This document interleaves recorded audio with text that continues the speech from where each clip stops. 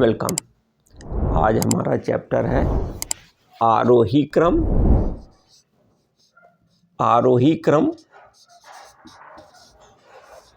और अवरोही क्रम।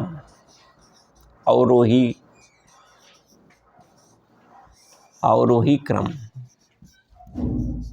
जिसको अंग्रेजी में कहते हैं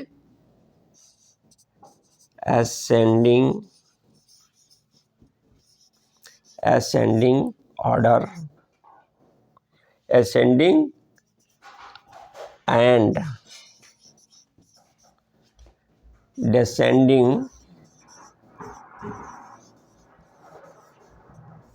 descending order।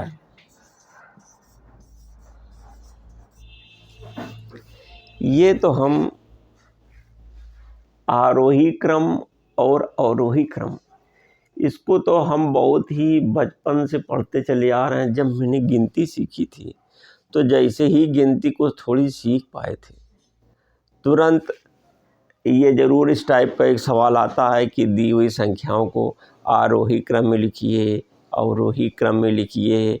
और फिर जब कभी मोटा, पतला, ऊंचा, नीचा इत्यादि हमें बताने की ज़रूरत पड़ती थी तो भी हम कहते थे कि इसको आरोही क्रम में लिखिए और अवरोही क्रम में लिखिए। और ये भी हमें अब फिर इसके बाद क्या हुआ कि जब हमने भिन्न पढ़ी तो भिन्न में भी छोटी बड़ी की नौबत आई, तो उसमें भी कहा था कि आरोही क्रम और अवरोही क्रम में लिखिए।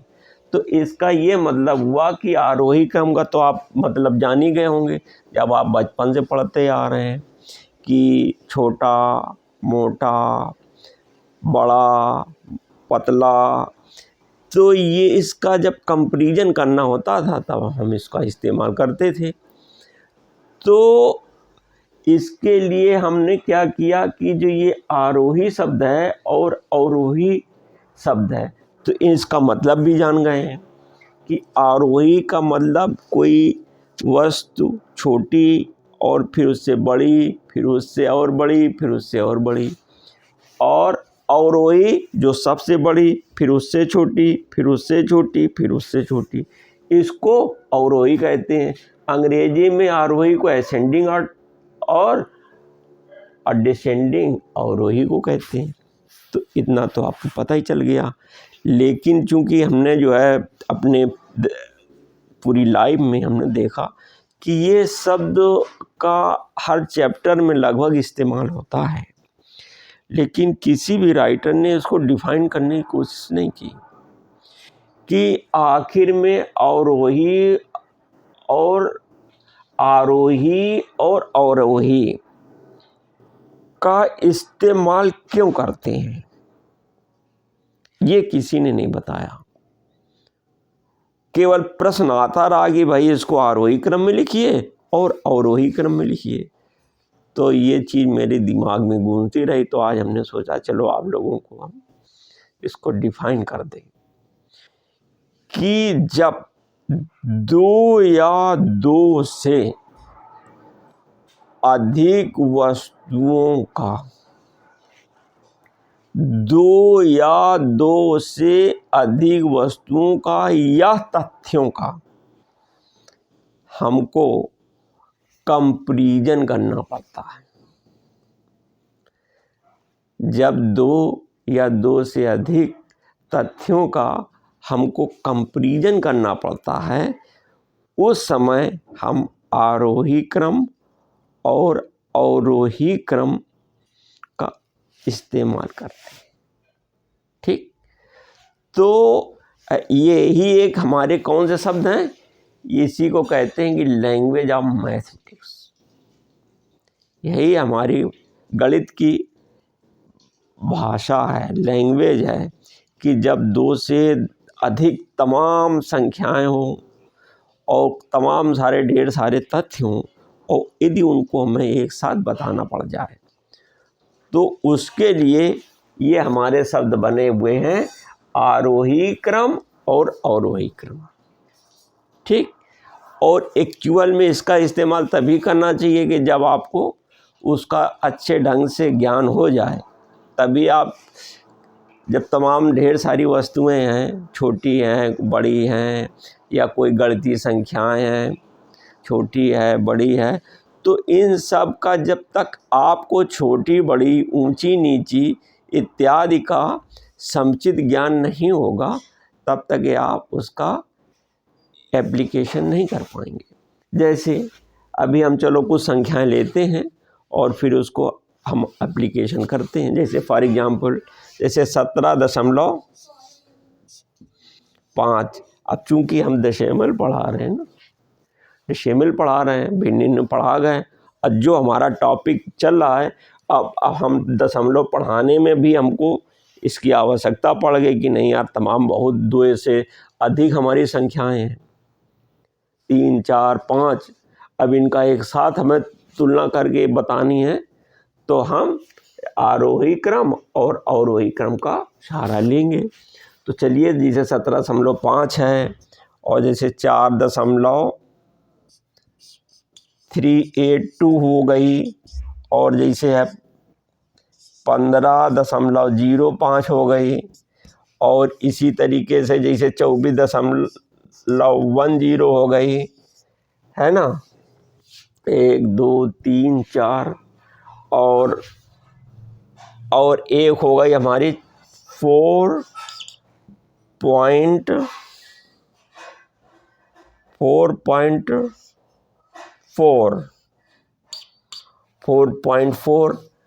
तो ये सारी संख्याएं हैं, कितनी हमारी, ये 5 संख्याएं हैं। अब हमको क्या करना है, इन 5 संख्याओं का तुलनात्मक अध्ययन करना है। तो तुलनात्मक अध्ययन करने के लिए हम क्या कहते हैं, यदि कह दिया जाए कि आरोही क्रम में लिखिए, तो आरोही क्रम में लिखने के लिए हम क्या करेंगे, ऐसे करेंगे, आरोही क्रम, जिसको असेंडिंग, अभी जैसे वो लिखा हुआ है, असेंडिंग ऑर्डर। तो असेंडिंग ऑर्डर है। तो इसमें एक चीज़ और करते हैं कि अभी क्योंकि हम दशमलव पढ़ा रहे थे, तो उसमें ये देखिएगा कि पहले देखिए जो पूर्णांक जिनका सबसे ज़्यादा है, पूर्णांक सबसे ज़्यादा है, तो पूर्णांक जैसे हमारी एक संख्या है 17.5 है, 15.05 है। अब हमको आरोही में करना है, तो अब ये सब पूर्णांक ज़्यादा हैं। अब जैसे आपका 24.10 है, ये भी एक पूर्णांक ज़्यादा है। अब जैसे 24.10 है, और ये संख्याएं जैसे 1, 2, 3, 4, ये 1, 2, 3, ये 3 ऐसी संख्याएं हैं जिनके पूर्णांक हमारे डबल डिजिट में हैं। कैसे, डबल डिजिट में। तो उन पे भी आप विचार ही मत करिए। तो अब विचार क्या करेंगे, अब हमारी संख्याएं कौन सी पड़ी गई, एक 4.382 और 4.4। ठीक, तो इसको अगर आपको दिक्कत हो तो एक काम और भी कर सकते हैं कि इसमें 2 जीरो बढ़ा लो। जैसे जिसमें 4.382 लिखा हुआ है, तो इसको 4.400 कर लीजिए, तो ये हो जाएगा। ऐसे भी कर सकते हैं। ये रफ काम किया करिए। देखिए, गणित में कुछ चीज़ें आप रफ में कर लीजिए ऐसे। जैसे मान लीजिए यहाँ पे कोई पूरा सीधे उत्तर लिखना है ना, कहते हैं असेंडिंग ऑर्डर में लिखिए। तो जब असेंडिंग ऑर्डर में यहाँ साफ साफ लिखते जाएंगे, और कुछ हम भाई एकदम तो पारंगत तो है नहीं कि एकदम जादू कर देंगे, तो हम कुछ अपना रब में अपना सोचें विचारेंगे। तो मैथमेटिक्स में नियम है कि आप, इसीलिए कभी कभी होता क्या कि बायां पेज छोटा होता है, इसीलिए कि आप वहाँ गुणा भाग कर लीजिए। तो यहाँ हमने सेपरेट ये जगह निकाल ली, इसी जगह पे हम अपना करेंगे। तो इस जगह में क्या करेंगे कि 4.382 ऐसे लिख लेंगे और 4.4 ऐसे लिख लेंगे। ठीक, अब इसमें ये देखेंगे 2 जीरो ऐसे ऐसे बढ़ा दिया, अब देख लिया। ठीक, अब साफ साफ समझ में आ गया कि ये संख्या हमारी छोटी और ये बड़ी है, तो इसको पहले लिख लिया हमने। तो 4.3822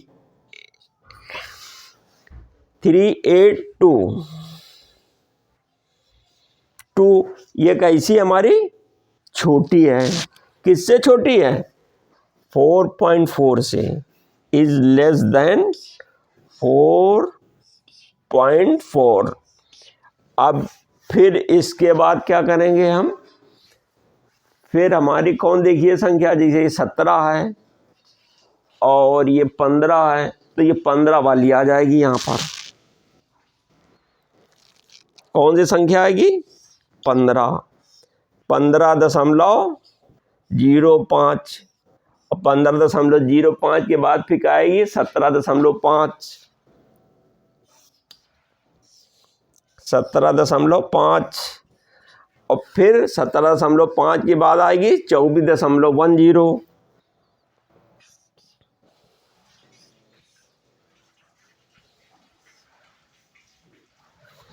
ठीक, तो इसका अब समझ में आ गया। जैसे 4.382 इज लेस देन 4.4, देखो ये दशमलव है, is less than 15.05, is less than 17.05, is less than 24.10। इसी प्रकार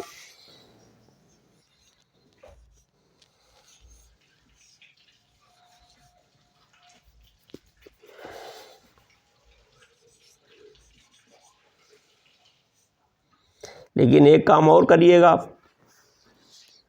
कि चूंकि जब डबल सवाल पूछे, यदि कह दे कि आप आरोही क्रम और अवरोही क्रम दोनों पूछ दे, तो जैसे ही आपने आरोही क्रम कर दिया है, ठीक, तो आप क्या करिए कि अवरोही क्रम में उसका उल्टा कर दीजिए, विचार न कर दीजिए, ऐसे स्टार्ट कर दीजिए। क्या करिए? इसको पलट के स्टार्ट कर दीजिए। और आपको ये भी मालूम है कि जो ये होता है ना पोला साइड में, ये ज़्यादा होता है, ये संख्या, ये वाली ज़्यादा संख्या होती है। देखो ये संख्या, इसके बीच ये निशान लगा है, इस संख्या के बीच ये निशान लगा, और ये इसके सामने पड़ रहा है। ये जो पोला है, चौड़ा भाग है, तो जो चौड़ा भाग की तरफ संख्या होती है वो हमारी ज़्यादा होती है। तो इसका निशान भी अपना पलटा दो और पलटा के ऐसे लिख दो, विचार ही नहीं करना है। और यदि एक ही चीज़ पूछ रहा है तो फिर आप वही चुनाव करिए जो मैक्सिमम है। तो जैसे इसमें 24.10 था, तो 24.10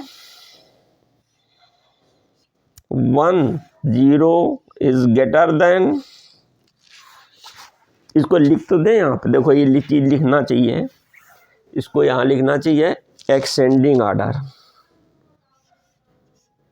डिसेंडिंग, एक्सटेंडिंग हो गया है, डिसेंडिंग ऑर्डर,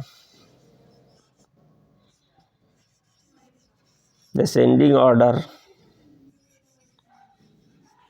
या तो इसको उसमें लिख सकते हैं, किसमें, हिंदी में क्या लिखते हैं, डिसेंडिंग को अवरोही क्रम,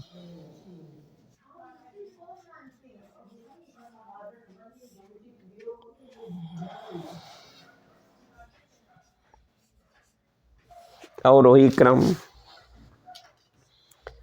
24.10 is greater than 17.5 is greater than 17.5 is greater than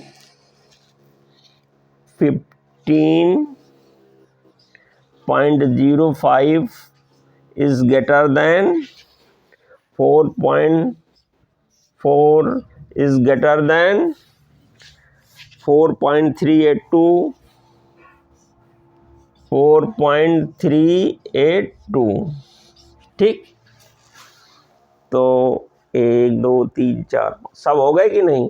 तो यानी 24.10 is greater than 17.5 is greater than 17.05 is greater than 4.4 is greater than 4.382। ठीक, तो इस प्रकार से आपने जो है इसको समझ लिया है कि एक्सेंडिंग ऑर्डर डिसेंडिंग ऑर्डर ये तो आपकी पुरानी है, इसको आप करते आए हैं। बस केवल इतना ज़रूर समझना है इसमें कि जब हमारे पास कंपैरिजन के खातिर दो या दो से अधिक तमाम जैसे कोई भी तथ्य हो, छोटा मोटा पतला बड़ा ऊंचा नीचा, है ना, या यहाँ डिस्टेंस में भी है, डिस्टेंस कम ज़्यादा हो या आयतन वाली बात आ जाए, ठीक है ना, वज़न वाली बात आ जाए, किसी भी प्रकार की जब आ जाए और इस प्रकार से जब कई तथ्य हों या कई वस्तुएं हैं एक साथ कंपैरिजन करने के लिए कहा जाए तो एक साथ आप उनको चाहे असेंडिंग ऑर्डर में लिखो या डिसेंडिंग ऑर्डर में लिखो और या जैसे आपसे प्रश्न किया जाए। तो ये चीज़ आप समझ गए। बाय।